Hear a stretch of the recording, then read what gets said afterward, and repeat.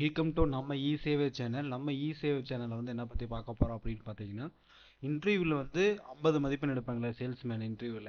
அது சேல்ஸ்மேன் ஆகட்டும் பேக்கருக்காகட்டும் 50 மதிப்பெண்ணில் வந்து பார்த்தோன்னா நம்ம 50 50 எப்படி எடுக்கணும்னு நம்ம டார்கெட்டு.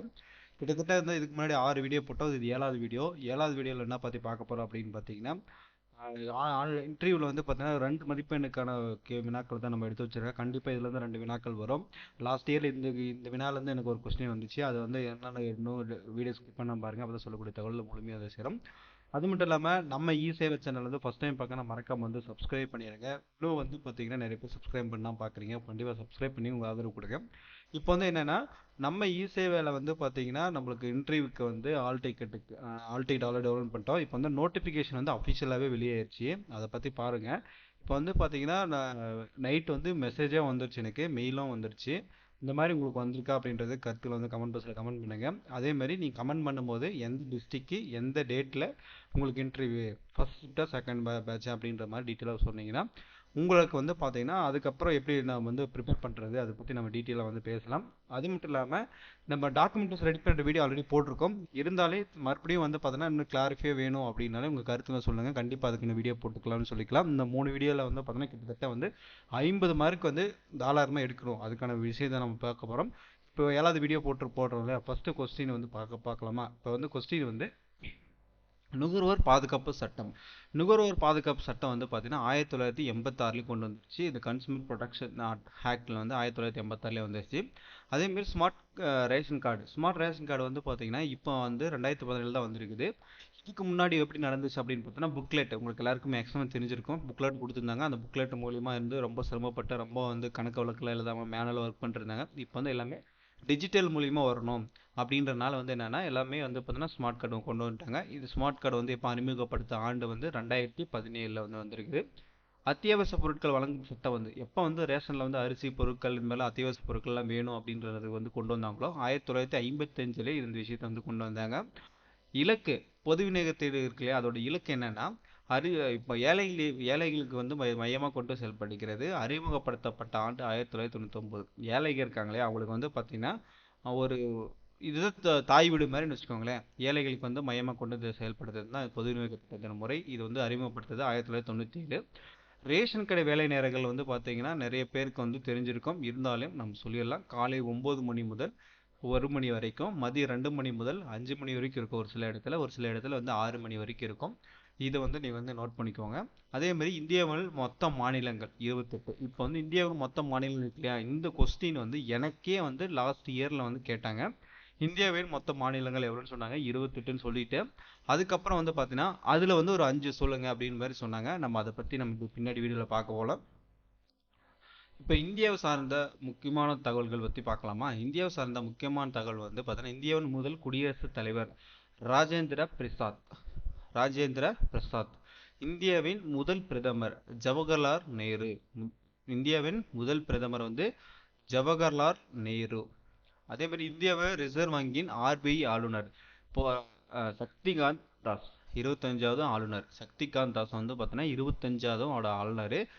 துணை ஆளுநர்கள் வந்து பார்த்தீங்கன்னா 3 பேர் இருக்காங்க. மகேஷ் குமார் ஜெயின், பத்ரா ராஜேஸ்வர் ராவ், ரவிசங்கர். இது மாதிரி 3 பேர் இருக்காங்க துணை ஆளுநர்ல வந்து RBI உங்களுக்கு எல்லாருக்கும் தெரிஞ்சுக்குதுன்னு சொல்லிட்டு. அப்போ வந்து இந்தியாவின் மொத்த மாநிலங்கள் 28ன்னு சொன்னாங்க இல்லையா, அது வந்து பெயர் வரியா வந்து பார்க்கலாம். ஏன்னா வந்து அவங்க ஒரு இடத்துல சில இடத்துல வந்து 5 கேட்கலாம், ஒரு சில இடத்துல 10 கேட்கலாம், இல்லை 28 கேட்டாலும் கேட்கலாம். நீங்கள் வந்து சொல்கிறத பொறுத்து இருக்கு. இப்போ வந்து ஆந்திர பிரதேசம், அருணாச்சல பிரதேசம், அசாம், பீகார், சத்தீஸ்கர், கோவா, குஜராத், ஹரியானா, இமாச்சல பிரதேசம், ஜார்க்கண்ட், கர்நாடகா, கேரளா, மத்திய பிரதேசம், மகாராஷ்டிரா, மணிப்பூர், மேகாலயா, மிசோரம், நாகாலாந்து, ஒடிசா, பஞ்சாப், ராஜஸ்தான், சிக்கிம், தமிழ்நாடு, தெலுங்கானா, திரிபுரா, உத்தரப்பிரதேசம், உத்தரகாண்ட், மேற்கு வங்காளம். இந்த மாதிரி வந்து பார்த்தீங்கன்னா 28 மாநிலங்கள் உள்ளது. இதை வந்து நம்ம வந்து தெளிவாக தெரிஞ்சுக்கணும். இது வந்து பார்த்தோன்னா இந்தியாவில் மொத்த மாநிலங்கள் எவ்வளோன்னு கேள்வி கேட்டாங்க. எனக்கே கேட்டாங்க பஸ்னா. அதுக்கப்புறம் 5 விஷயம் கேட்டாங்க. நான் வந்து ஈஸியாக இருக்கிறது வந்து பார்த்தீங்கன்னா தமிழ்நாடு, கேரளா, கர்நாடகா, கோவா, குஜராத் இந்த மாதிரி வந்து நான் 5 விஷயத்த சொல்லிட்டேன்.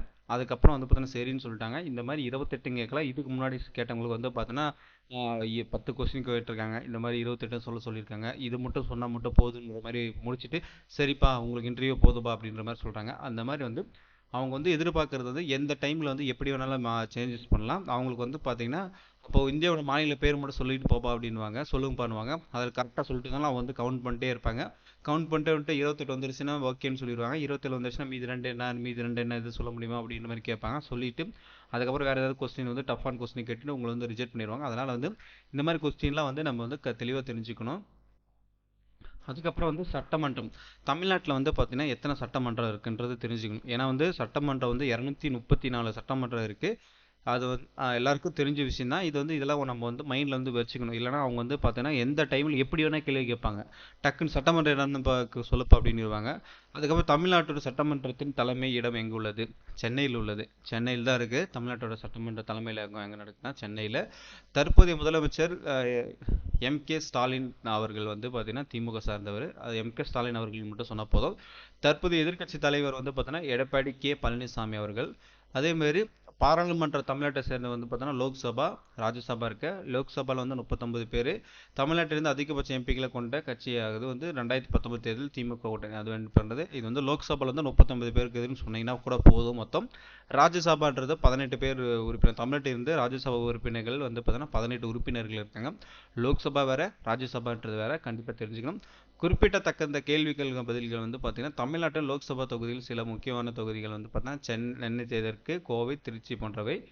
இது வந்து பார்த்தோன்னா லோக்சபா தொகுதியில் சில எம்பிக்கள். தமிழ்நாட்டில் இருந்து 39 பேர். அதில் வந்து எல்லாமே காங்கிரஸ் இருக்காங்க.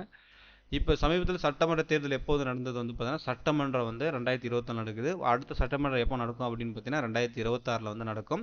இப்போ இந்த மாதிரி கொஸ்டின்லாம் வந்து நான் வந்து ப்ரிப்பேர் பண்ணிக்கணும். அதுக்கப்புறம் வந்து பார்த்தீங்கன்னா உங்களோட அடுத்த கொஸ்டின் என்ன, இப்போ வந்து இது வந்து உங்களுக்கு வந்து உங்களோட அறிவுத்திறன் வந்து எப்படி மேம்படுத்துன்றதுக்காக கொஸ்டின். இது வந்து ஓட்டு வந்து எந்த வயதில் வந்து போட முடியும் அப்படின்றது உங்கள் கருத்தில் சொல்லுங்கள். கண்டிப்பாக வந்து இந்த கருத்துக்களை வந்து இந்த மாதிரி கொஸ்டின் வந்து நீங்கள் இப்போ கமெண்ட் பண்ணிங்கன்னா நிறைய பேர் படிக்கிறவங்களுக்கு அது வந்து யூஸ்ஃபுல்லாக இருக்கும். மேக்ஸிமம் தெரிஞ்சிருக்கும். ஈஸியான கொஸ்டின் தான். உங்களுக்கு வந்து ஒரு கொஸ்டின் வந்து இந்த இதில் வைக்கிறேன். ஓட்டு உரிமை வந்து பார்த்தோன்னா எத்தனை வயசுக்கு மேலே இருந்தால் ஓட்டு உரிமை போடலாம் அதை மொத்தம் கருத்தில் சொல்லுங்கள். அது மட்டும் இல்லாமல் இந்த வீடியோ பற்றி உங்கள் ஃப்ரெண்ட்ஸுக்கு வந்து ஷேர் பண்ணுங்கள். நிறைய பேர் வந்து படிப்பாங்க. அதுக்கப்புறம் டிஎன்பிஎஸ்சி அந்த சேல்ஸ்மேனுக்கு வந்து பார்த்தீங்கன்னா இன்டர்வியூ அட்டன் பண்ணுறதுக்கு பேக்கர் சேல்ஸ்மேன் யாராக இருந்தாலும் சரி அட்டன் பண்ணுறவங்களுக்கு இந்த வீடியோ வந்து ஷேர் பண்ணுங்கள். அது மட்டும் இல்லாமல் நீங்கள் யாராச்சும் வந்து பார்த்தீங்கன்னா இன்டர்வியூ அட்டன் பண்ணி முடிச்சுட்டு வந்தீங்க இந்த வீக் இந்த இயரில் அப்படின்னா நான் மேக்ஸிமம் வந்து பார்த்தீங்கன்னா 21 ஸ்டார்ட் ஆயிருக்கும். இப்போ எதனா ஸ்டார்ட் பண்ணி உங்களோட இன்டர்வியூ முடிச்சிருந்தாங்க அப்படின்னா உங்களோட வீடியோ வந்து பார்த்தோன்னா நம்ம சேனல் வந்து டெலிகாஸ்ட் ஆகணும் உங்களோட வாய்ஸ் அப்படின்னா ஜிஎம் தமிழான்னு சொல்லி போடுங்க. அப்போ தான் வந்து பார்த்தீங்கன்னா நிறைய பேருக்கு வந்து பார்த்தீங்கன்னா எந்த மாதிரி கொஸ்டின் கேட்டாங்க அப்படின்றது மட்டும் இப்போ பேச முடியும். நம்ம இது வரைக்கும் எந்தெந்த சிலபஸ் எல்லாம் கவர் பண்ணுமோ அது முழுக்க முடிச்சிட்டோம். இதுக்கப்புறம் வந்து பார்த்தீங்கன்னா நீங்கள் சொல்லக்கூடிய கொஸ்டின் அவங்க கேட்ட கொஸ்டின் வந்து பார்த்தீங்கன்னா நம்ம கவர் பண்ணியிருக்குமா இல்லையா, இல்லை அடிஷனலாக அவங்க வந்து தெரிஞ்சுக்கிட்டோம் அப்படின்றதுக்காக உங்களோட வாய்ஸ் வந்து கண்டிப்பாக ஷேர் பண்ணுங்கள். யார் இன்டர்வியூ அட்டன் பண்ணாலே உங்களோட வாய்ஸ் ஷேர் பண்ணுங்கள். இதில் இந்த வீடியோ வந்து பார்த்தீங்கன்னா 3 கொஸ்டின் கேட்டிருப்பேன். 3 கொஸ்டின் வந்து யாராவது பதில் பண்ணுறாங்கன்னு தெரிஞ்சுக்கலாம். இதோட முடிச்சுக்கலாம். நெக்ஸ்ட் வீடியோவில் வந்து சந்திக்கலாம். பை.